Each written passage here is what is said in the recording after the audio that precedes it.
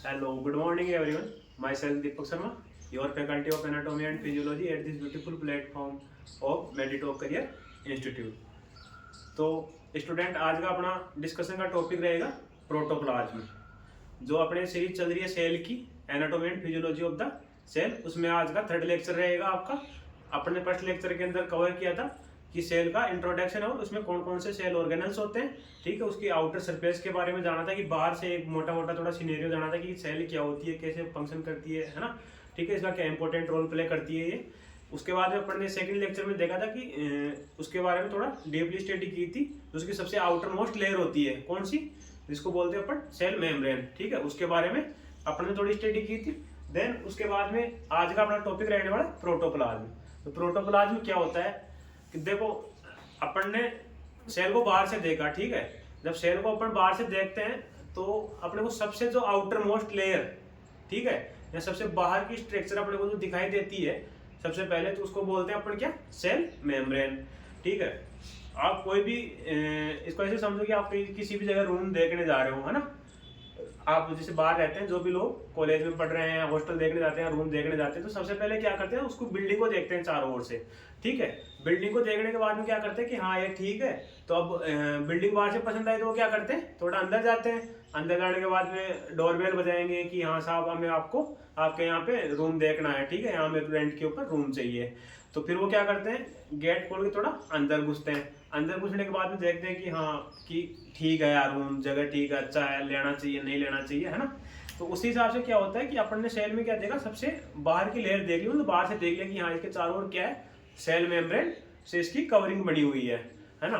तो अब जब सेल मेम्ब्रेन का अपन थोड़ा गेट खोल के यूं अंदर की तरफ झुकते हैं तो अपन पाते हैं क्या कि जो सेल मेम्ब्रेन होती है वो उसके अंदर चारों ओर, ठीक है, पूरी सेल के अंदर क्या है, एक लिक्विड टाइप का एक सब्सटेंस फुलफिल होता है, या जेल टाइप का, है ना, जिलेटिन का बना हुआ होता है सब्सटेंस। वो क्या है, पूरी सेल के अंदर फुलफिल्ड है ना, पूरी सेल उससे ऑक्यूपाइड हो रखी है।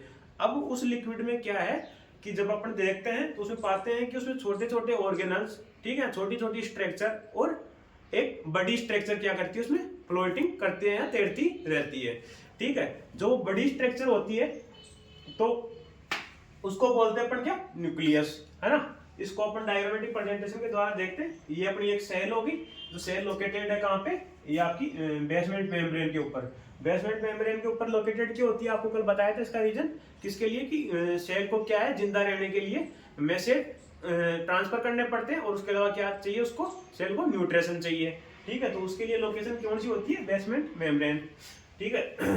तो ये क्या हो गई आपकी सेल का सबसे आउटर मोस्ट लेयर होती है, उसको क्या बोलेंगे, सेल मेम्ब्रेन। ये हो गई आपकी सेल मेम्ब्रेन, ठीक है। अब जो ये रेड रेड डॉट रेड दिख रहा है, ये क्या है आपका पूरा, जो अभी बताइए, जिलेटिन लाइक सब्सटेंस होता है, लिक्विड, ठीक है। उसको क्या बोलते हैं अपन, साइटोप्लाज्म। साइटोप्लाज्म। देन ये आ गया आपका न्यूक्लियस। अब होता क्या है कि आपका जो साइटोप्लाज्म और न्यूक्लियस है, ठीक है, आपका क्या है, साइटोप्लाज्म और जो न्यूक्लियस है, इन दोनों को ही मिला के क्या बोलते हैं, प्रोटोप्लाज्म, ठीक है। प्रोटोप्लाज्म कोई अलग से चीज नहीं होती है। प्रोटोप्लाज्म बोलते किसको है, ये जो टर्मिनोलॉजी है इसमें क्या क्या चीजें आती है, आपका एक साइटोप्लाज्म। साइटोप्लाज्म क्या होता है कि अपन जैसे सेल मेम्ब्रेन के थोड़ा अंदर घुसते हैं, ठीक है, सेल मेम्ब्रेन का गेट खोल के जैसे अंदर की तरफ जाएंगे तो उसमें अपन देखते हैं, क्या देखते हैं कि एक लिक्विड जैसा जिलेटिन या जेल जैसा क्या है, सब्सटेंस होता है, जो उस पूरे सेल के इन्वायरमेंट में ऑक्यूपाइड होता है, या उसमें पूरा भरा हुआ है, ठीक है। और उसी के अंदर क्या होता है कि कुछ स्ट्रक्चर होती है जो क्या करती है, फ्लोटिंग करती रहती है, तैरती रहती है ना। तो उसमें कुछ छोटी छोटी स्ट्रक्चर होती है जिनको क्या नाम बोलते हैं अपन, सेल ऑर्गेनल्स के नाम से जानते हैं। कुछ बड़ी स्ट्रक्चर होती है तो उसको बोलते हैं अपन न्यूक्लियस, ठीक है। ये न्यूक्लियस क्या होता है, इसकी टेंडेंसी होती है कि क्या होता है, सेल बेसमेंट मेम्ब्रेन होता है, उसकी तरफ पोलर प्रॉपर्टी की वजह से ये बेसमेंट मेम्ब्रेन की तरफ झुका हुआ रहता है, नीचे की तरफ रहता है ना। तो जो आपका साइटोप्लाज्म हो गया, साइटोप्लाज्म का और आपका न्यूक्लियस हो गया, दोनों को मिला के क्या बोलते हैं अपन, प्रोटोप्लाज्म बोलते हैं। अब थोड़ा इसके अलावा क्या करते हैं अपन साइटोप्लाज्म के बारे में इसके थोड़ा कैरेक्टरिस्टिक देख लेते हैं कि साइटोप्लाज्म में और क्या क्या होता है। ठीक है, जो आपका साइटोप्लाज्म है, साइटोप्लाज्म में क्या होगा, ये क्या होता है, सबसे पहले होता है ये लिक्विड नेचर में होता है, लिक्विड या जेल। ठीक है, ये बना होता है जिलेटिन का। तो आप इसको लिक्विड भी बोल सकते हैं, जेल भी बोल सकते हैं, जिलेटिन भी बोल सकते हैं, तीनों में से कोई भी वर्ड आए, ठीक है, तीनों ही इसके लिए क्या है, सही है। ठीक है, उसके बाद में क्या होता है, ये होता है कलरलेस, कलरलेस होता है या ट्रांसपेरेंट होता है।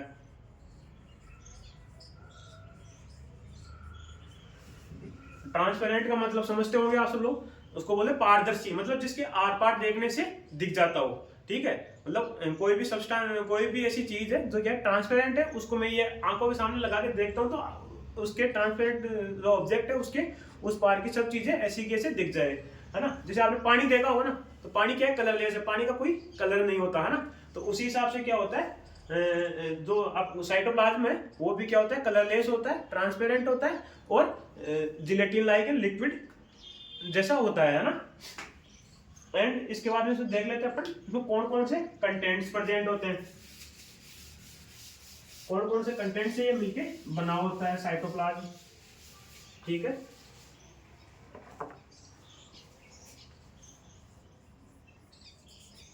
कंटेंट्स, कंटेंट में सबसे पहला आता है, एक बार ये डायग्राम मिटा देते हैं, इसको बाद में और बना लेंगे एक बार। कंटेंट में आएगा आपका, सबसे पहला रहेगा आपके कंटेंट में वाटर, लिक्विड है तो ऑब्वियसली बात है वाटर तो होगा ही होगा। ठीक है, इसके बाद में सेकंड आता है इनऑर्गेनिक आयन या इनऑर्गेनिक सब्सटेंस। इनऑर्गेनिक में क्या होता है, दो टाइप से होता है, पॉजिटिव आयन एंड सेकंड होता है क्या, नेगेटिव आयंस। अब आपके जो पॉजिटिव आयंस होते हैं, पॉजिटिव आयंस में कौन कौन से आते हैं, आपके आ गया सोडियम आ गया, पोटेशियम आ गया, कैल्शियम आ गया, मैग्नीशियम आ गया, है ना, जिसके ऊपर भी क्या होता है प्लस आयन चार्ज होता है। ठीक है, वो सारे आगे किसमें, पॉजिटिव आयंस में आ जाएंगे। जो नेगेटिव होते हैं, नेगेटिव में कौन कौन सा आएगा आपके, क्लोरीन आ गया, फॉस्फेट आ गया। ठीक है, उसके अलावा अपन फॉस्फेट के अलावा कार्बोनेट आ गया, है ना, और उसके अलावा हाँ कार्बोनेट है, बाइकार्बोनेट आ गया, है ना। ये जो सारे मॉलिक्यूल होते हैं वो किस में आते हैं, नेगेटिव में आते हैं। तो पॉजिटिव के एग्जांपल में अपन देख लेते हैं, सोडियम कैल्शियम +2, ठीक है, and then magnesium +2, potassium plus. Then negative ion है, नेगेटिव आयन में अपन कौन कौन से देखेंगे, क्लोरीन माइनस, है ना, क्लोरीन आयन, इसके अलावा फॉस्फेट, देन कार्बोनेट, ठीक है, या बाइकार्बोनेट। उसके बाद में थर्ड नंबर पे अपन देखेंगे कौन सा, ऑर्गेनिक। ठीक है, ऑर्गेनिक में क्या होता है, एंजाइम्स आते हैं आपके, कि साइटोप्लाज्म के क्या अंदर क्या होता है, जो भी ऑर्गेनिक सब्सटेंस होते हैं वो किसकी तरह एक्ट करते हैं, एंजाइम की तरह। देन इसके बाद में क्या आएगा, फोर्थ नंबर पे सेल ऑर्गेनल्स। सेल ऑर्गेनल्स जो अभी आपसे बता रहा था मैं आपको, कि जैसे अपन सेल मेम्ब्रेन के अंदर की तरफ जाते हैं तो पाते हैं कि क्या एक लिक्विड होता है जो पूरी सेल के अंदर ऑक्यूपाइड होता है, पूरी सेल को ऑक्यूपाइड करके रखता है, और उसके अंदर क्या होते हैं, कुछ स्ट्रक्चर्स होती है जो फ्लोटिंग करती रहती है, तैरती रहती है। ठीक है, तो उन स्ट्रक्चर को किस नाम से जानते हैं अपन, सेल ऑर्गेनल्स के नाम से। सेल ऑर्गेनल्स का एग्जांपल देखते हैं अपन, एंडोप्लाज्मिक रेटिकुलम, देन माइटोकॉन्ड्रिया, ठीक है, इसके बाद में आता है राइबोसोम, ठीक है, ईटीसी, ऐसे से करके और भी कई सेल ऑर्गेनल्स होते हैं जो अपने लास्ट क्लास के अंदर इसके बारे में देखा था कि कौन कौन से सेल ऑर्गेनल्स होते हैं। देन इसके बाद में आएगा साइटोस्केलेटन।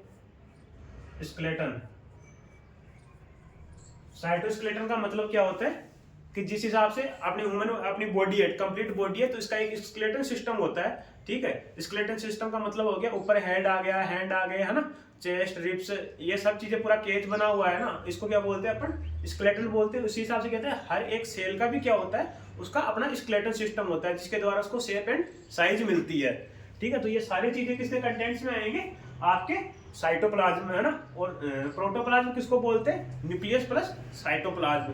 ठीक है, साइटोप्लाज्म आपको पता चल ही गया होगा कि क्या होता है कि जैसे अपन सेल मेम्ब्रेन के अंदर की तरफ चलते हैं तो अंदर की तरफ चल के यूं देखेंगे तो अंदर देखने पे अपन पाते हैं क्या कि एक लिक्विड जैसी एक स्ट्रक्चर होती है ना। ये लिक्विड जैसा सब्सटेंस होता है जिसको अपन जिलेटिन लाइक, है ना, या जेल बोलते हैं, जिसको वो पूरी सेल को ऑक्यूपाइड करके रखते हैं, पूरी सेल में भरा हुआ होता है, पूरी सेल मेम्ब्रेन के अंदर भरा होता है।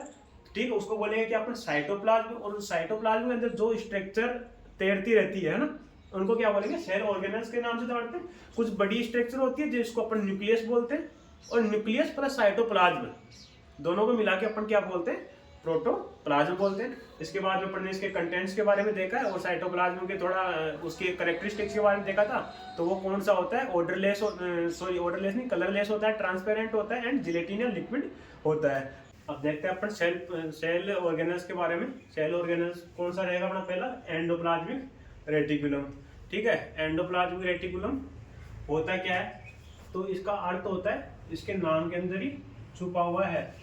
ठीक है, मिर्जा गालिब कहते हैं कि नाम में ही सारा अर्थ दफनाया हुआ है। ठीक है, तो अपन इसके नाम को ब्रेक डाउन करके देखते हैं। एंडो वर्ड है, एंडो का मतलब क्या होता है, इनसाइड। ठीक है, या अंदर की तरफ, जो भी एंडो का मतलब इनसाइड या अंदर की तरफ, अंदर की बातें, है ना। तो इसका क्या मतलब हो गया, एंडो का मतलब हो गया इनसाइड, है ना।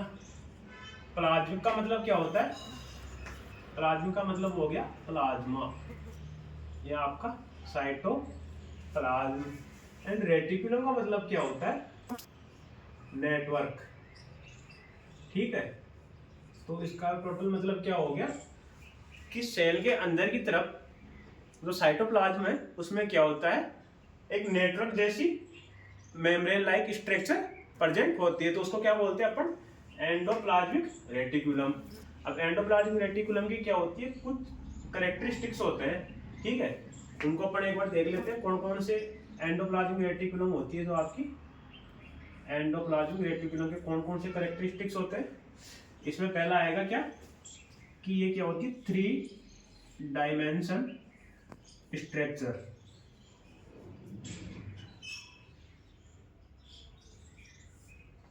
ये क्या होती है, 3D डायमेंशन स्ट्रक्चर होती है, 1D या 2D नहीं होती है, 3D के अंदर होती है ना। ठीक है, 3D का मतलब समझ गए, जिसकी डायरेक्शन क्या हो, तीनों डायमेंशन में x, y एंड z, तीनों डायमेंशन के अंदर क्या होती है, उसकी डायरेक्शन होती है। फर्स्ट पॉइंट ये हो गया। देन सेकंड पॉइंट हो गया, इसकी जो थिकनेस होती है,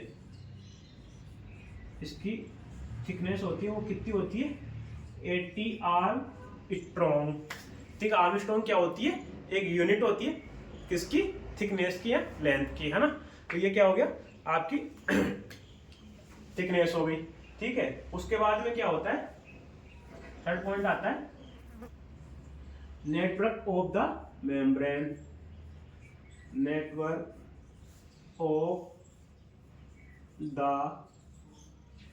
मेम्ब्रेन। ठीक है, नेटवर्क ऑफ द मेम्ब्रेन। अब जो ये नेटवर्क होता है, ठीक है, ये नेटवर्क होता है, वो क्या होता है, कुछ अपने ट्यूबुल्स होती है ना, ट्यूबुल्स मतलब ट्यूब लाइक स्ट्रक्चर होती है, शेक लाइक स्ट्रक्चर होती है। तो उसके अंदर ये उन जैसी स्ट्रक्चर से अंदर क्या होता है, ये नेटवर्क बना होता है, किसका, मेम्ब्रेन्स का, अंदर मेम्ब्रेन्स का ना, विच इज, इसमें देखते हैं, which is form of branches. ठीक है, which is form of branches and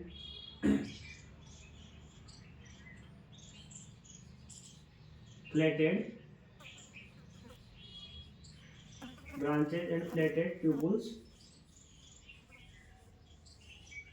और सेक्स। ठीक है, सेक का मतलब क्या हो गया, कोशिकाओं की बात हो रही है। तो ये क्या होती है, ये इसके कुछ कैरेक्टरिस्टिक्स हो गए। एंडोप्लाज्मिक रेटिकुलम होती है क्या, 3D स्ट्रक्चर होती है, 3 डायमेंशन में इसकी स्ट्रक्चर होती है, इसकी थिकनेस होती है 80 आर्मस्ट्रॉन्ग होती है।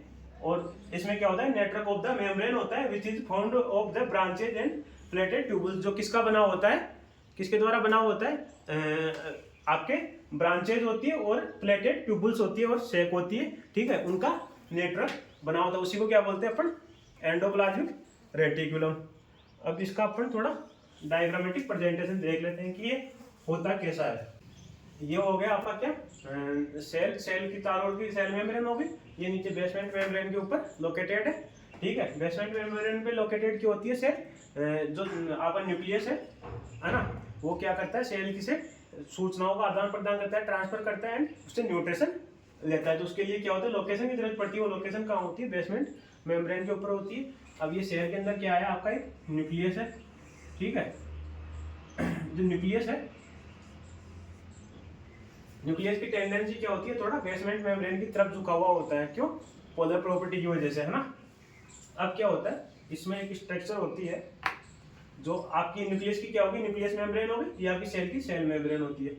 अब एक स्ट्रक्चर होती है जो ब्रांचेज बनाई हुई ऐसे ट्यूबल्स की फॉर्म में बन के निकलती है, ठीक है। वो ये जाती है आपकी कहाँ तक, सेल की सेल मेम्ब्रेन तक, ठीक है। ये फिर से क्या होगी, नेटवर्क बनाएगी।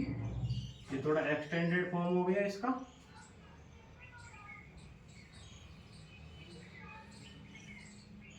अभी जो आपको बताया था कि सेल में साइटोप्लाज्म होता है, ठीक है। वो साइटोप्लाज्म क्या होता है, पूरी सेल के अंदर ऑक्यूपाइड होता है।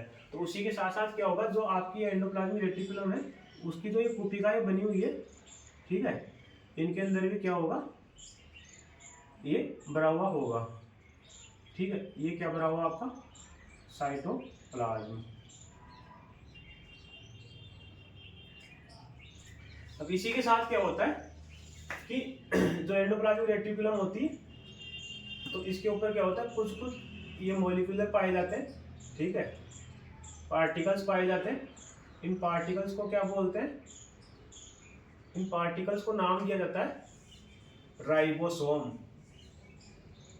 राइबोसोम जो ये क्या करते हैं, प्रोटीन सिंथेसिस का काम करवाते हैं, ठीक है।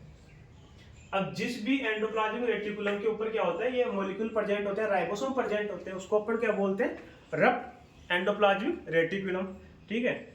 इसको एग्जांपल के लिए ऐसे समझ सकते हैं कि आपकी जो बॉडी है, ठीक है, उसके ऊपर जहाँ पे हेयर फॉलिकल्स प्रेजेंट नहीं होते, तो वो क्या होती है, वो सरफेस ऑटोमेटिकली क्या होती है, बिल्कुल स्मूथ होती है ना। कभी होता नहीं कि आप जैसे हैंड की या फिट की क्या करते हो, वैक्स करते हो, तो उसके बाद में एक बिल्कुल आप जब जैसे सरफेस का स्किन को छूते हो तो वो क्या बिल्कुल स्मूथ सी आपको फील होती है, ठीक है। तो उसको क्या बोलेंगे, हेयर फॉलिकल्स एब्सेंट होते हैं उसको क्या बोलेंगे, पर स्मूथ, है ना। और जहाँ प्रेजेंट होते हैं उसको क्या बोलेंगे, रफ थोड़ा। अब जैसे ये हेयर है, ठीक है, यहाँ पर स्किन के ऊपर हाथ लगाते हैं तो क्या हो, रफ रफ सा लग रहा है ना। तो जिस भी एंडोप्लाज्मिक रेटिकुलम पे क्या होते हैं, ये मॉलिक्यूल्स या पार्टिकल्स प्रेजेंट होते हैं, उसको क्या बोलते हैं, रफ एंडोप्लाज्मिक रेटिकुलम, RER, ठीक है। ये यहाँ तक हो गई। ये जो एक्सटेंडेड पार्ट है, यहाँ पे क्या है, एक भी मॉलिक्यूलर पार्टिकल प्रेजेंट नहीं है, तो इसको क्या बोलेंगे, एंडोप्लाज्मिक, स्मूथ एंडोप्लाज्मिक रेटिक्यूलम, ठीक है। अब जो RER है, रफ एंडोप्लाज्मिक रेटिकुलम, इसमें क्या हो गया, राइबोसोम, इसमें क्या होगा, राइबोसोम एब्सेंट होगा, ठीक है। और ये क्या होगी, रफ सरफेस होगी। जो SER है स्मूथ वाली, ठीक है, इसमें क्या होगा, राइबोसोम आपका एब्सेंट होगा, और ये क्या होगी, स्मूथ होगी, ठीक है।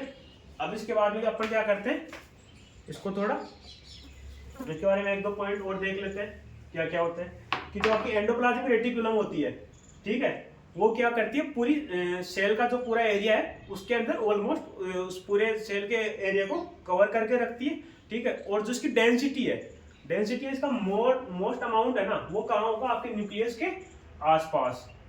क्या होगा, कहाँ पे होगा, न्यूक्लियस के आसपास होगा। Endoplasmic reticulum found in everywhere, in the cell, in the cytoplasm, है ना। और इसके बाद नेक्स्ट पॉइंट क्या रहेगा आपका कि more amount of the endoplasmic reticulum are found near by the nuclear membrane या न्यूक्लियस, है ना। यहाँ तक किसी को कोई प्रॉब्लम नहीं, दोनों पॉइंट थे आपके क्लियर हो गए क्या कि जो आपकी एंडोप्लाज्मिक रेटिकुलम होती है आरईआर एंड एसईआर बोथ की बात कर रहे हैं अपन, वो क्या होती है पूरी सेल के अंदर प्रेजेंट होती है, और उसका जो मोस्ट अमाउंट होता है वो कहाँ पे प्रेजेंट होता है, न्यूक्लियस मेम्ब्रेन या न्यूक्लियस के पास में, ठीक है। उसके बाद अपन देखते हैं आपके आरईआर और एसईआर के बारे में थोड़ा रफ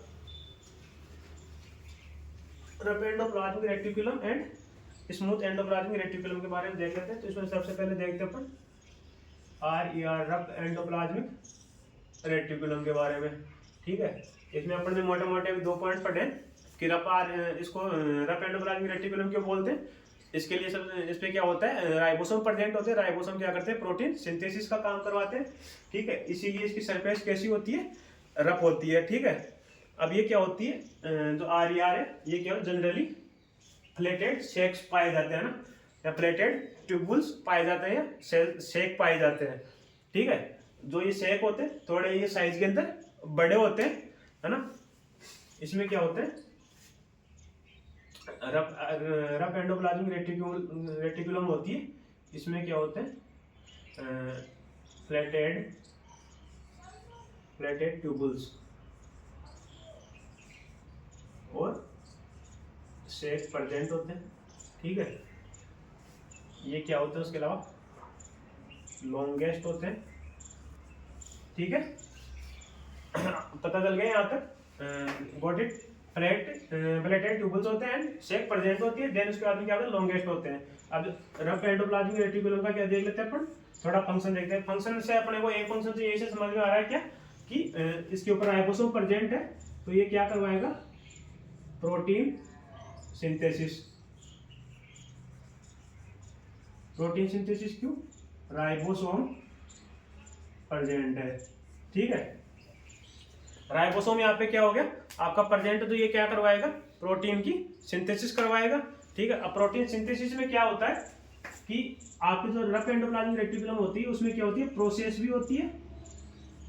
होती है एंड इसके अलावा स्टोर भी होता है, ठीक है। प्रोसेस का मतलब क्या होता है कि जो भी प्रोटीन बढ़ रही है, ठीक है, उसकी कटाई छटाई, है ना, सारा उसको एक तरीके से ब्रीडिंग की जाती है ना, तो उसको क्या बोलते हैं अपन, प्रोसेस बोलते हैं। स्टोर का मतलब क्या होता है, जो भी प्रोटीन बढ़ती है, ठीक है, उसको मैच्योर होने तक क्या किया जाता है इसके अंदर, आपका रफ एंडोप्लाज्मिक रेटिकुलम है, ठीक है। ये वाला पार्ट हो गया, इसमें क्या होती है, ये प्रोटीन स्टोर होती है, ठीक है। देन अपन इसके बाद में देखेंगे क्या इसमें क्या होता है सेकेंड फंक्शन में,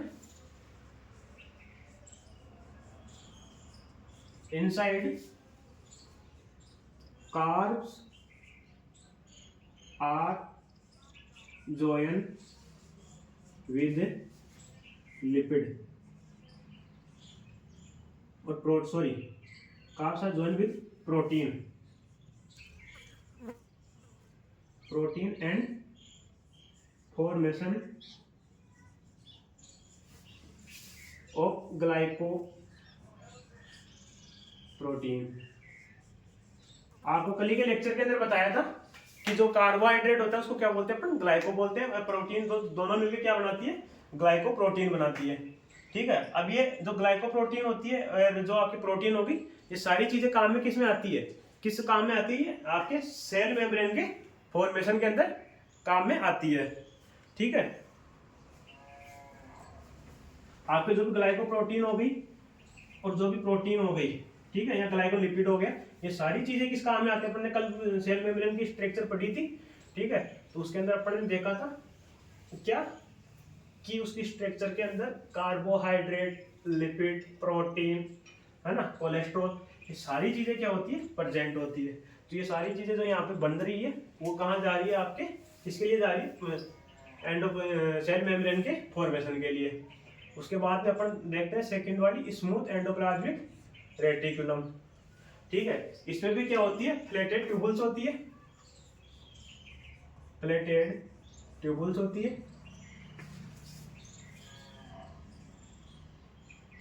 प्लेटेड ट्यूबुल्स होती है, but but these tubules are short than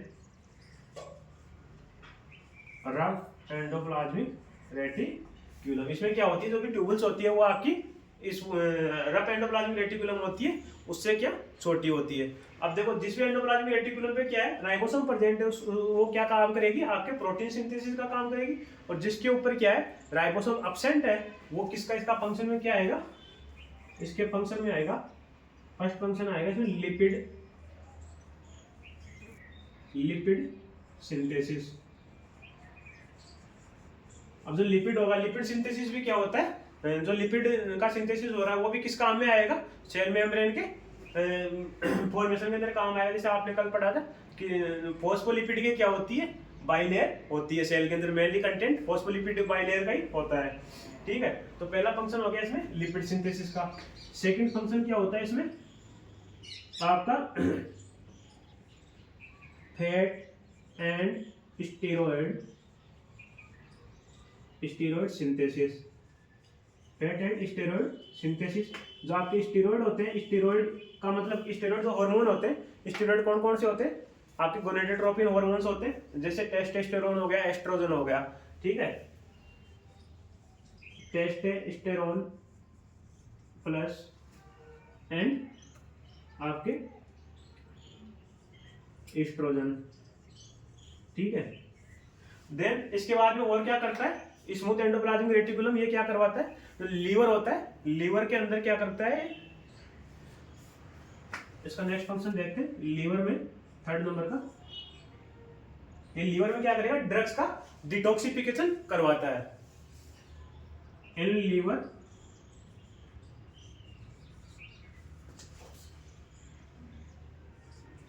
liver क्या कराएगा, ये डिटॉक्सिफिकेशन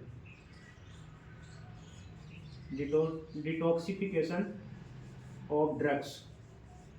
ठीक है, देन उसके बाद उसका नेक्स्ट फंक्शन रहेगा क्या, ये क्या करता है, जो आपके एल्कोहल होती है या अनदर मैंने क्या होते हैं, कई टॉक्सिन्स होते हैं, उनको क्या करता है, ये ब्रेक डाउन करवाता है ना, ब्रेक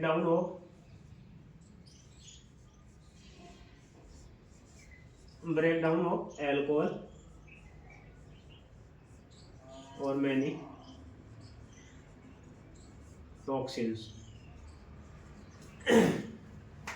आई होप यहाँ तक सब लोगों को समझ में आया होगा कि एसईआर और आरईआर होती है। ठीक है, इनके क्या क्या फंक्शन होते हैं, किस किस चीज से मिलकर बनी होती है। आपकी आरईआर होती है रफ एंडोप्लाज्मिक रेटिकुलम, जिसमें राइबोसोम प्रेजेंट होते हैं, जिसका फंक्शन क्या होता है, प्रोटीन सिंथेसिस का मेन फंक्शन होता है। जो प्रोटीन सिंथेसिस कौन करवाता है, राइबोसोम करवाता है। ठीक है, उसकी ट्यूबल्स होती है, वो प्लेटेड होती है और थोड़ी साइज में लंबी होती है। एंड जब उसका सेकंड फंक्शन में अपन देखते हैं, उसका सेकंड फंक्शन क्या रहता है, उसके अंदर इनसाइड में क्या होता है, जो कार्बोहाइड्रेट होता है वो किससे ज्वाइन करता है, प्रोटीन को ज्वाइन करता है, प्रोटीन को ज्वाइन करके क्या बनाता है, ग्लाइकोप्रोटीन बनाता है। ठीक है, जो ग्लाइकोप्रोटीन भी क्या काम, किसमें हेल्प करती है, किसमें काम आती है, आपके सेल मेम्ब्रेन सिंथेसिस के अंदर। देन उसके बाद में सेकंड पढ़ते हैं अपन smooth endoplasmic reticulum. Smooth endoplasmic reticulum भी क्या होती है, प्लेटेड ट्यूबल्स होती है, बट ये रफ एंडोप्लाज्मिक रेटिकुलम के कंपैरिजन में छोटी होती है। ठीक है, इनकी साइज और उसके फंक्शन में क्या क्या देखते हैं, पहला अपन देखते हैं लिपिड सिंथेसिस, है ना। उसके बाद में सेकंड फंक्शन देखते हैं क्या, फैट एंड स्टेरॉइड सिंथेसिस करता है। फैट एंड स्टेरॉइड के अंदर कौन से एग्जांपल देखते हैं, टेस्टोस्टेरोन और एस्ट्रोजन एग्जांपल आते हैं। एंड उसके बाद में क्या आता है अपन नेक्स्ट, ये लीवर में क्या करता है, डिटॉक्सिफिकेशन करवाता है और उसके बाद में एल्कोहल का ब्रेक डाउन करवाता है और मेनी टॉक्सिन्स होते हैं उनको भी क्या करता है, ये ब्रेक डाउन करवाता है। ठीक है,